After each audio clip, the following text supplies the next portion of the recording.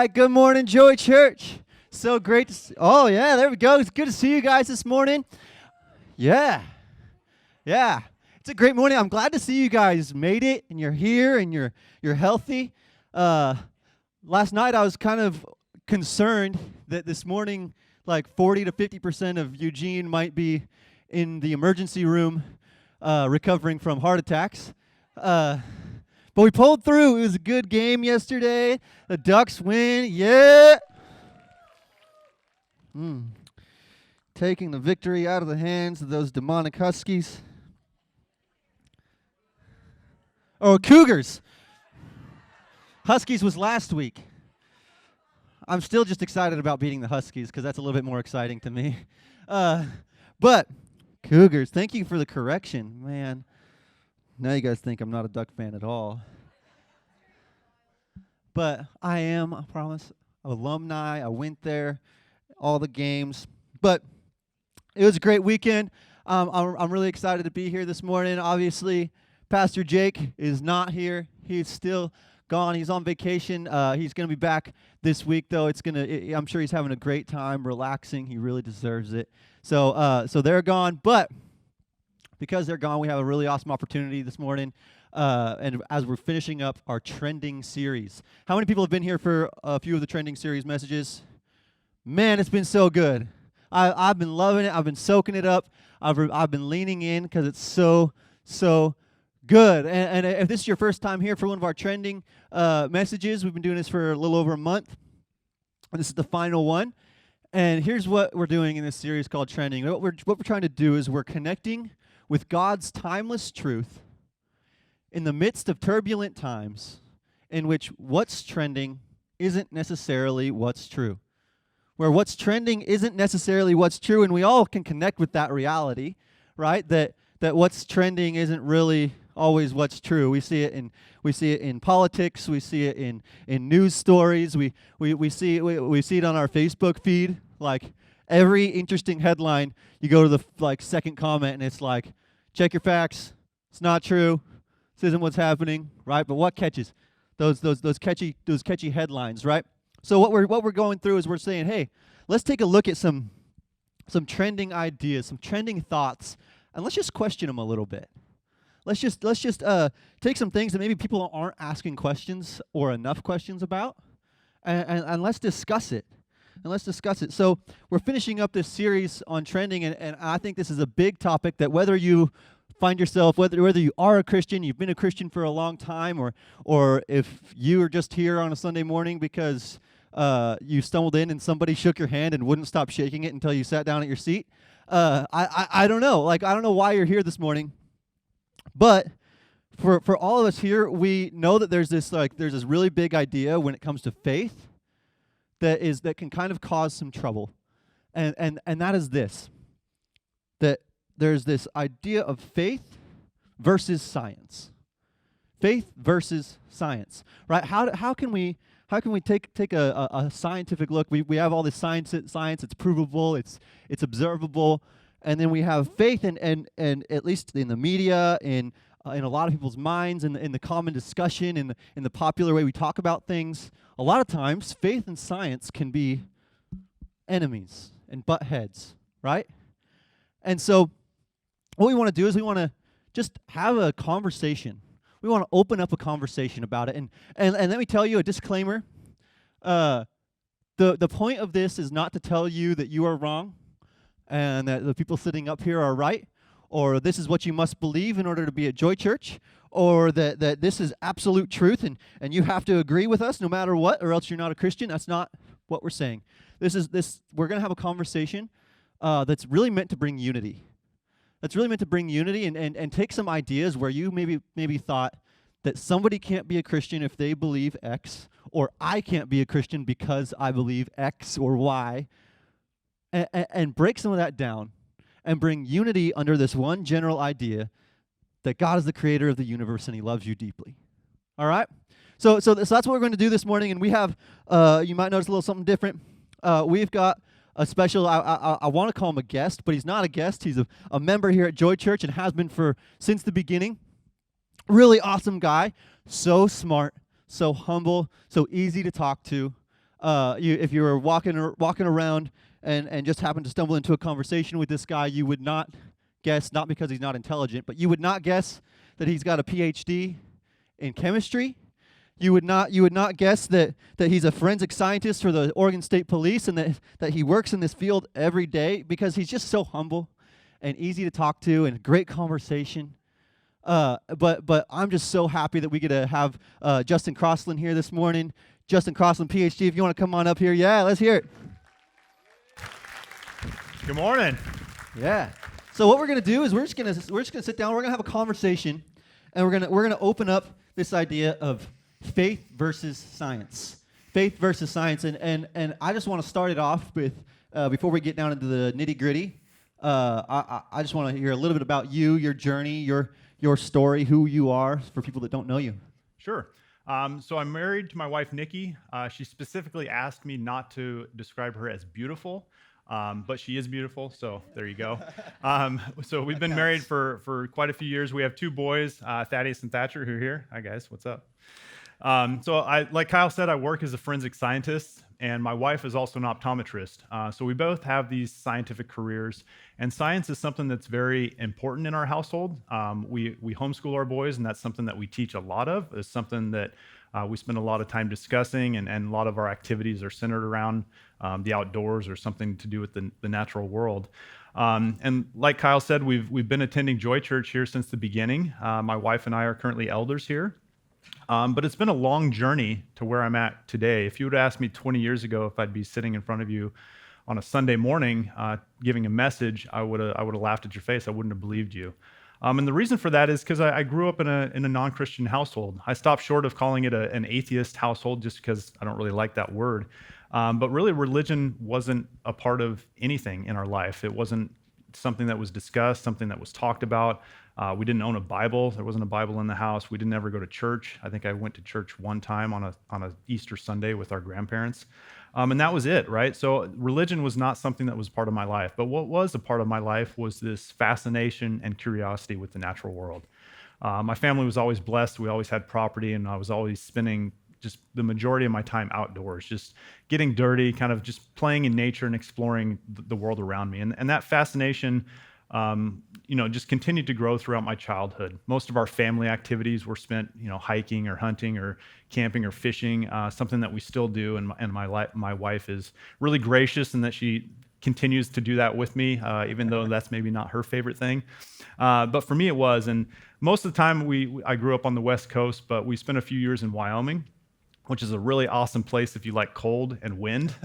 Really good for those 2 things. It's also really cool if you like rocks and fossils. And believe you me, I was into rocks and fossils, and sadly enough, I still am into rocks and fossils.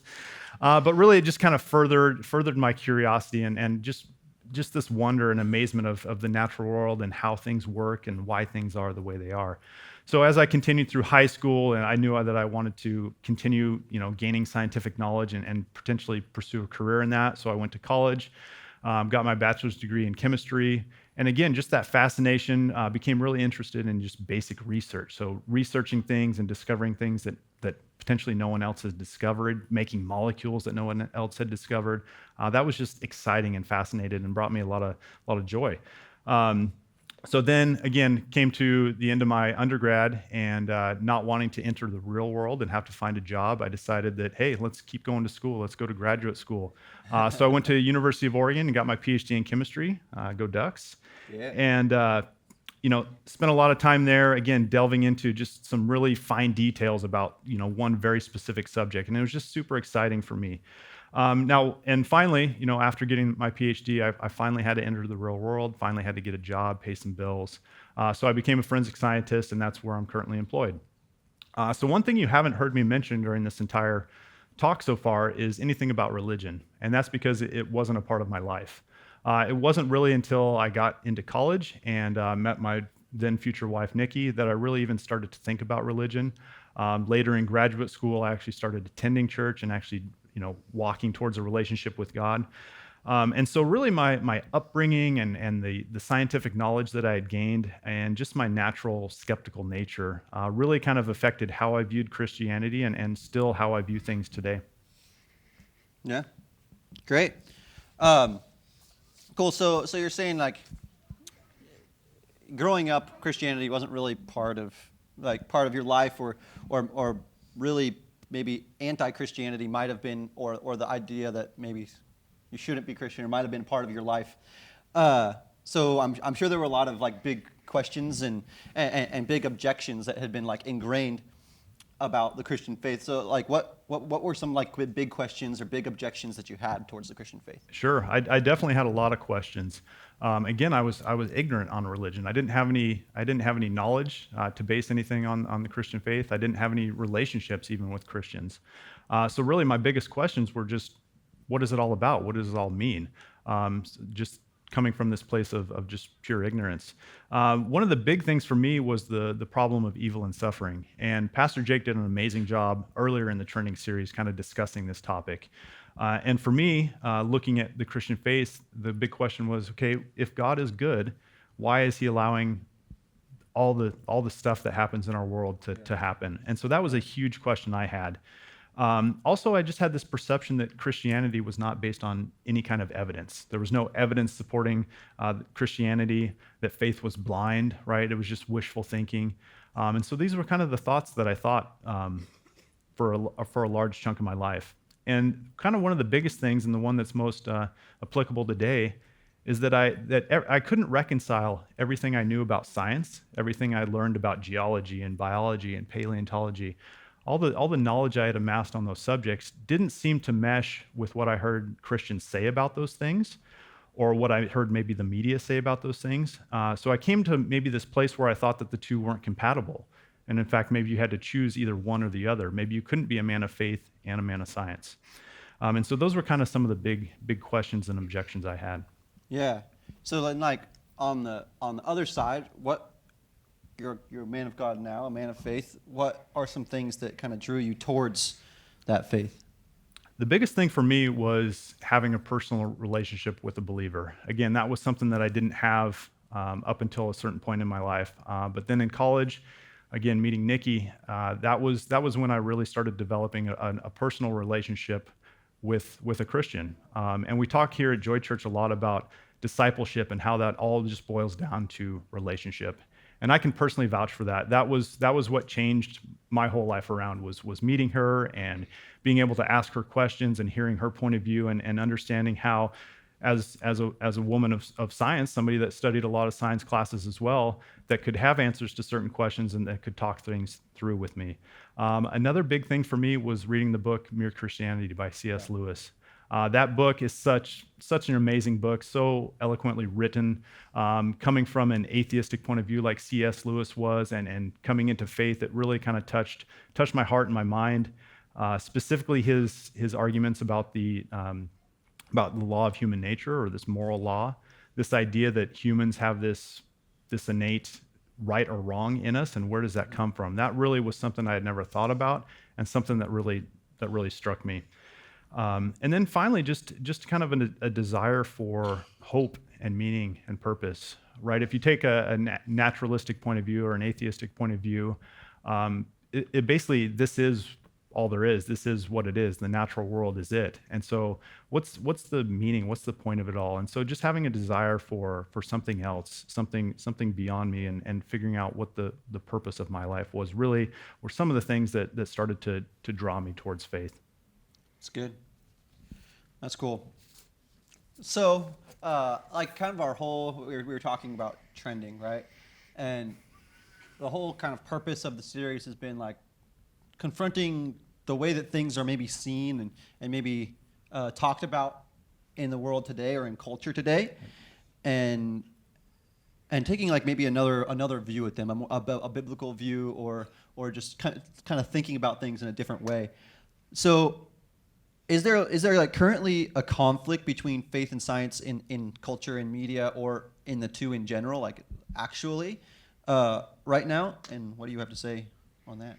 Sure, I would say definitely yes, there is this perceived conflict between faith and science, and that's why we're talking about it in a series like this. I'll throw a little bit of statistics at you. A Pew Research poll in 2014 found that 59% of Americans think that religion and science are generally in conflict, and only 38% think that they're mostly compatible. So again, almost 2/3 of Americans believe that there's this conflict between faith and science, that they're opposing forces that can't be reconciled, and they're actually at war. And this perceived conflict, it's existed for hundreds of years, right? This is not something that's unique to this point in time. The classic example, thinking back in the history of faith versus science, is kind of the Galileo affair, where he was proposing this heliocentric point of view, where the Earth, instead of being fixed at the center of the universe and everything evolved or going around it, instead the Earth was actually going around the sun. And for him, this was based on scientific evidence, and other scientists at the time believed the same thing. And he was actually a Christian, and he had no problem reconciling his faith with what his scientific observations were. The Catholic Church disagreed at the time, though, and they thought that this went against how they read the Bible and their beliefs up until that point in time, and they actually called it heresy to believe otherwise. And so again, Galileo is put on trial. There's a back and forth. He refuses basically to retract his beliefs. And they imprison him for the last 9 years of his life. And so these days, at least in this country, we're not getting imprisoned for the last 9 years of our life. But this conflict is something that we see. And it's pretty easy to see in the media. You know, news and websites like to highlight conflict, right? That's why we like politics. That's why we like sports. We like this conflict. Humans are drawn to it. And so the media likes to play that conflict up. One example, a little bit more recently, so the Higgs boson discovery, when it was finally experimentally observed back in 2012, most of the media websites out there didn't say that the Higgs boson was discovered. What did they call it? Anybody remember? The God particle, right? The God particle. That's what they called it. That term was coined in a book in the late 80s by a physicist, and the vast majority of the physicists in the scientific community hate that term. But the media loves it, right? It draws your attention. It kind of plays into this game of yes, there's this conflict between the two. And the media does a great job of highlighting kind of people on both ends of the extreme, right? We hear people like Richard Dawkins, evolutionary biologist, who's probably one of the most outspoken atheists of our time. I'm sure you've heard this quote. I know Pastor Jake, I think, has even said this quote before. But here Richard Dawkins says, "Faith is the great cop-out, the great excuse to evade the need to think and evaluate the evidence. Faith is belief in spite of, even perhaps because of, the lack of evidence." Then, conversely, on the other side, we hear people like the late Henry Morris, who's the father of the modern creationist movement. He said, when science and the Bible differ, science has obviously misinterpreted its data. So again, we hear people on both sides here saying, man, these two can't coexist. And so here we are, people in the middle, that we think that there's this conflict. We're being told there's this conflict, and we think that maybe the two aren't compatible. Maybe we can't have both faith and science. And that was certainly something that I thought early on. But really the whole point of today's talk and today's message is to blow that idea out of the water and to say that faith and science don't need to be in conflict. You can actually believe in God, and you can actually maintain your scientific knowledge. And there's many scientists and Christians out there, both in the past and in this current scientific community, that have no issue reconciling the two. If you take a look back at the history of science, most of the important scientific discoveries of the last several hundred years were made by Christians. You look at people like Galileo, Francis Bacon, Isaac Newton, Robert Boyle, Louis Pasteur, just to name a few. These people were men of God that had scientific discoveries, and they had no problem reconciling the two things. Moving to more current times, Francis Collins, he was the leader of the Human Genome Project back in the early 2000s, and he's currently the director of the National Institute of Health. So here's what he has to say about science and religion. The God of the Bible is also the God of the genome. He can be worshipped in the cathedral or in the laboratory. His creation is majestic, awesome, intricate, and beautiful. So again, a lot of Christians and scientists don't see this being a conflict. And what's the reason for this? Why can they coexist? One of the biggest reasons they can coexist is because science is studying the natural world. That's what it's built for. That's the only thing it can do. It can make observations about what we see and what we can feel and what we can touch. But it's never meant to answer philosophical questions like, why are we here? Why do we exist? What's the purpose? Isaac Newton once said, "Gravity explains the motions of the planets, but it cannot explain who sets the planets in motion." So if we look outside of that, right, what's outside? What's beyond the natural world? Well, that's where faith lives. Faith is in the supernatural world, right, above the natural world. It's beyond the scope of science. Here's I think the Joy Church bylaws require a C.S. Lewis quote. So here it is for today. If I find in myself a desire which no experience in this world can satisfy, the most probable explanation is that I was made for another world. Yeah. So here C.S. Lewis is pointing out the fact that all of us feel something that's missing and it can't be filled by that natural world. And so what is that? It's something else. It's something outside of that natural world. It's in the supernatural realm. It's this faith component. And so the whole point of today is just to simply point out the fact that faith and science don't have to be in conflict. They can coexist. And actually, as we'll see here in a minute, they can actually complement each other. Yeah, that's really good. So we're talking about like areas where faith and science maybe have a conflict or tend to cause a lot of conflict. So like, can we like highlight a few areas where it maybe causes the most conflict? Definitely, we can definitely highlight those, and this is where it gets a little sticky, right? This is where some of you are sitting there going, "Oh, I hope he doesn't go there. I hope he doesn't say those words." But we're going to go there, right? I love being a part of Joy Church and the fact that we can have Sundays like today and mention words like I'm going to mention here in a few minutes, and everyone be okay with it, at least most of us. So people generally have no problem accepting science on a daily basis, right? Some of you had a GPS to get here. Some of you are currently cruising Instagram right now on your phones, not paying attention, right? Right? We take for granted those scientific discoveries. So much science went into that cell phone. It's incredible. But when science starts asking some of the bigger questions, it again starts to make people feel uncomfortable. And two of the biggest areas of conflict come about when we ask the following two questions: how did the universe form? And how did humans come into existence? And so we're gonna talk about those two questions today, and talk about the science behind them and how they can coexist with faith. So you guys ready? Yeah. Cool. Let's dig in here. So how did the universe form? Currently, the theory that describes how the universe was formed is called the Big Bang theory. It's the theory that describes, again, the formation of the universe, that all of the universe began from a single point, or that what they call a singularity. It's really hard to wrap your head around how it actually works. But based on that, it started expanding rapidly from a finite point in time. And based on that time, we can estimate the age of the universe to be 13.8 billion years old. It's consistent with a vast amount of experimental evidence, and it's able to make predictions that have since been experimentally proved. It's been generally accepted by the scientific community since the mid to late 1960s. So we're going to throw out just some really quick stuff about the evidence for the Big Bang and why people believe that it actually is legitimate. The biggest thing is the redshift that was observed by Edwin Hubble in the late 1920s.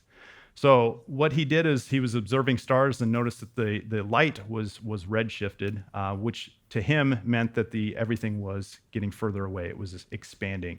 And because the universe is expanding, therefore, if we run the clock back, we can say that it must have started from a single point. The easiest way to think about redshift is to not literally grab a child, but ask a child as they're coming out of the kids' class today what sound a race car makes when it goes by them. So everybody think about that. Right? So as things are coming towards you, sound waves get compressed and they go to a higher pitch. And as that car passes you and starts going away, those sound waves actually get longer. Light works the same way. As a light source is moving away from you, that wavelength of light actually gets elongated and it is moved towards a longer wavelength is redshifted. So based on that observation, we now know that the universe had a finite starting point and a finite age. Some other pieces of evidence that support the Big Bang theory are the cosmic microwave background radiation that's been observed. And also the theory was able to predict the observed abundances of certain elements that we now see in the universe. Does the theory still have unanswered questions? Are there points of contentious debate in this theory? Yes, definitely. But it's currently the best and really the only theory that fits the current experimental data. So the big question you might be asking then is, does the Big Bang theory disprove the existence of God? And at least for me, the answer is a big no. It doesn't. In fact, to me, if anything, it points more towards a creator, right? If you think about it, just take a step back and not worry about the word theory and that it's coming from science. But think about it. What it's saying is that the universe came into existence at a single point in time, at a single point, and everything we see, Kyle, his awesome hair, his jean jacket, the stars, the universe, everything came out of that single point. Yeah. Now, to you, to me, doesn't that point towards the existence of a creator? At least for me, it does. So again, and the other thing is the Big Bang Theory does not address why the universe came into existence. What came before the Big Bang? That's something that theory will never be able to address.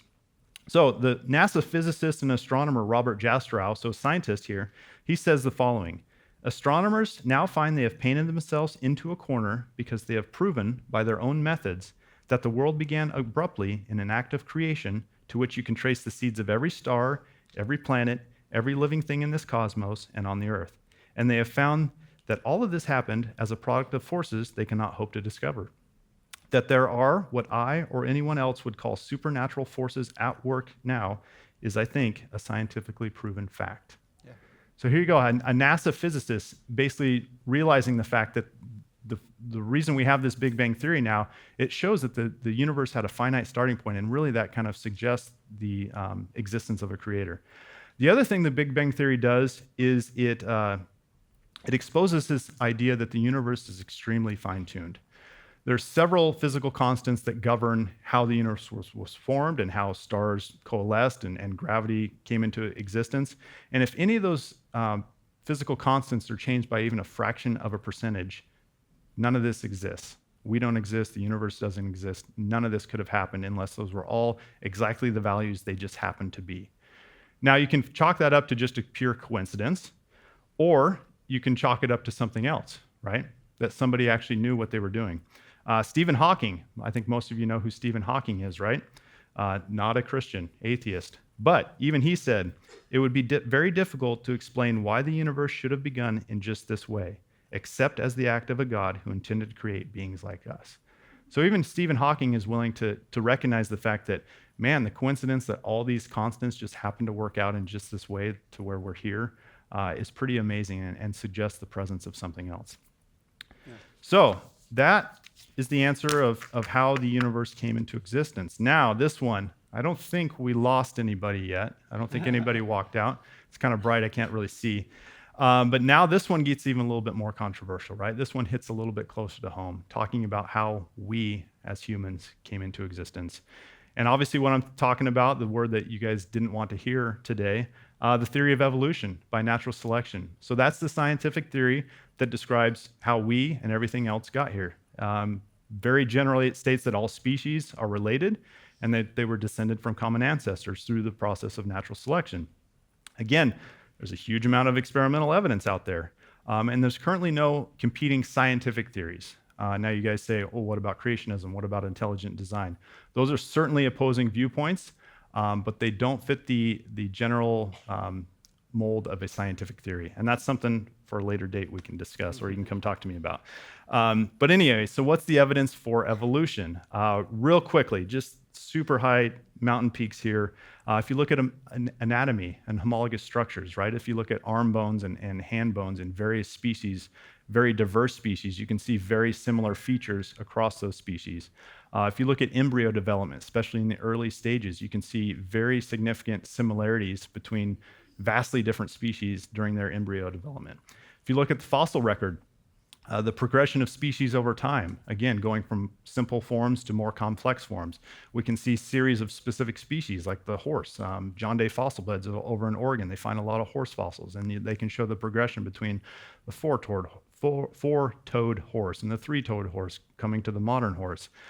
So we can see this change in the fossil record. A lot of people say, well, there's no transitional species. That is no longer the case. There's hundreds, in fact, of transitional species that have been discovered. We can actually observe microevolution in action. We see that viruses and bacteria develop drug resistance.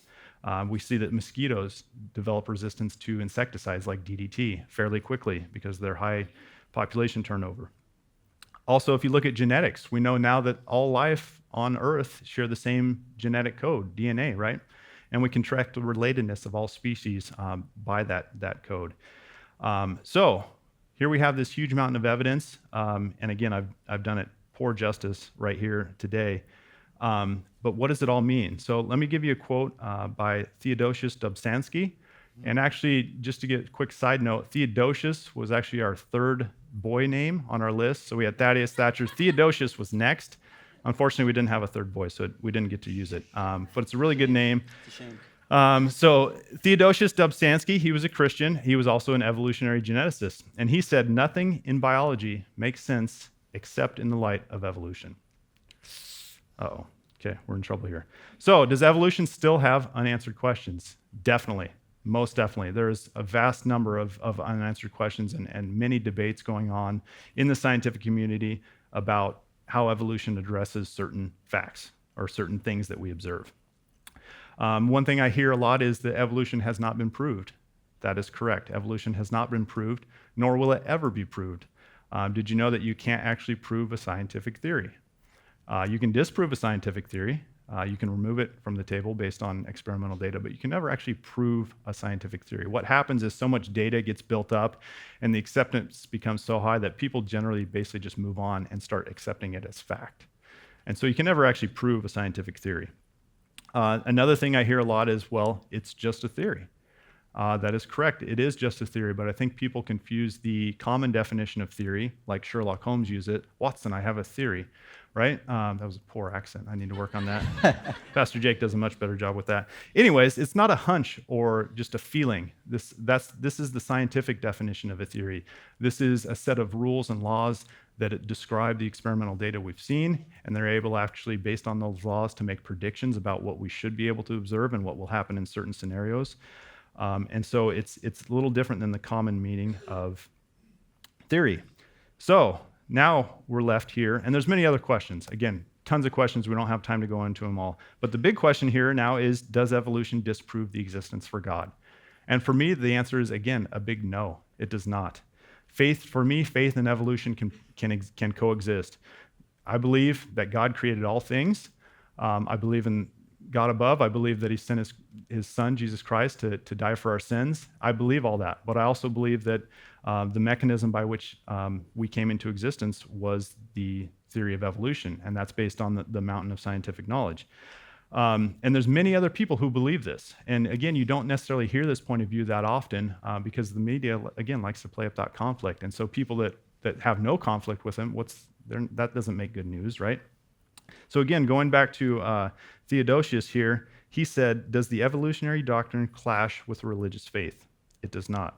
It is a blunder to mistake the Holy Scriptures for elementary textbooks of astronomy, geology, biology, and anthropology. Only if symbols are construed to mean what they are not intended to mean can there arise imaginary, insoluble conflicts. 2 weeks ago, Pastor Jake did an awesome job about reading the Bible and how we approach it as a text. I would encourage you to go back and listen to that message. It was really good. But that kind of touches on the fact that the Bible was never meant as a textbook. Are there things that are scientifically accurate in it? Yes, of course. Is it historically accurate? Yes. But again, it wasn't written as a textbook. So that's something to really to keep in mind. So for me, again, bottom line, faith and even something as controversial as evolution can coexist. And my goal today was not to be controversial, was not to offend anybody in the room, and not certainly to convince anybody to think the way I think on this particular subject. It was simply to shine light on the fact that there are people, and there's actually a large percentage of people that believe that there is no conflict between faith and science. The two can coexist. They can even complement each other. When I look at all the scientific data out there and all the amazing findings and the diversity and complexity of life on this earth, I don't say, man, science is terrible and science is wrong. I think, man, what an amazing world God has created. Look at the handiwork of God in all of this. And so that's the whole point, is that for me, there is no conflict, and that I see God shining through in all of this. Yeah, that's good. One little last quick thing. What would you say to somebody with doubts or questions? I would say that's great. It's okay to have doubts and questions. I think in church, a lot of us, especially in a topic like science, we think it's maybe not okay that we can question things like this, right? So a Sunday like this is an awesome opportunity to kind of to put it out there and say, hey, it's okay to ask questions. Don't be afraid that God's going to be disappointed in you or intimidated by your questions, right? Try to look past the hype. Try to look past what the media is telling you. Don't believe everything you hear in the media. Hopefully you don't. Again, they're trying to play into that conflict when in fact there maybe isn't even a conflict in the first place. Do some research. That's the biggest thing. Do some research. Look into the issue. If you have questions about this, if you have doubts, look into it. And I encourage you, wherever side of this you're on, if you're an atheist coming into church today and thought you were seeing a showing of the Joker, or if you're a Christian that's been here for 30 years, I encourage you to look at both sides of the issue. It's amazing how you can read the other side and be like, man, that's a really good question. I never thought about that. And so it really starts to point out maybe the weaknesses in both sides of the argument. And so I encourage you to not only look at your point of view, because you already know what your point of view is, I encourage you to look at the other point of view and take a look. If you looked at this issue in the past, take a look again. Science is constantly changing. Theories are constantly changing. It's a not static field, so things are changing. And if it's something you looked at in the, let's say, early 90s, the field of genetics has changed evolution, the theory of evolution so much in the last 30 years that everything is completely different. So go ahead and take another look. We're actually going to post some resources, just some very basic initial resources, kind of on various viewpoints on these topics on the website. So if you want to go to joyeugene.com, you can check those out. So again, I just appreciate you guys listening to me. I don't think anybody walked out in the end, so that's awesome. Thank you. But really, the bottom line is that I believe personally, it's you're able to believe in the existence of our Heavenly Father and also believe in the existence of the scientific data that exists there. So thank you. Wow, so good. Can we hear it for Justin? Yeah. All right. Thank you so much. Thanks, Kyle. Yeah, we're gonna close up here, but man, that's so good. Again, I just want to touch on this, and he touched on this, and I touched on it before. The point of this whole thing was in no way to tell you what way you have to believe. It was in no way to tell you even what is absolutely right and what is absolutely not right. It's simply to bring unity. It's simply to bring unity so that if you're thinking, man, if I kind of want to check out this whole Jesus or Christianity thing, I like a lot of what it's about, but I can't because I believe X, or I can't because I believe Y, or that person could never be a Christian because they believe this, and I could never be, or I could never be a part of this group because I believe that. We kind of want to break that whole idea down, and say, hey, here at Joy Church, we actually believe in some freedom, in some non-essential beliefs. So if whatever you believe, there's really a kind of a core idea that it comes down to, and really it's and Justin touched on this. It's that the Creator of the universe loves you deeply, and He sent His Son Jesus to die and raise again from the dead for all your mistakes. And so, like, really, that's the core belief. What we really want to do is we want to come and bring a sense of unity, and say, hey, bring your beliefs, bring your ideas. We're not going to be exclusive. We want to bring a sense of unity and really open it up so that we can say, hey, you know what? Let's be intelligent. Let's be free thinkers. And let's understand the Bible and what God has to say and what's important.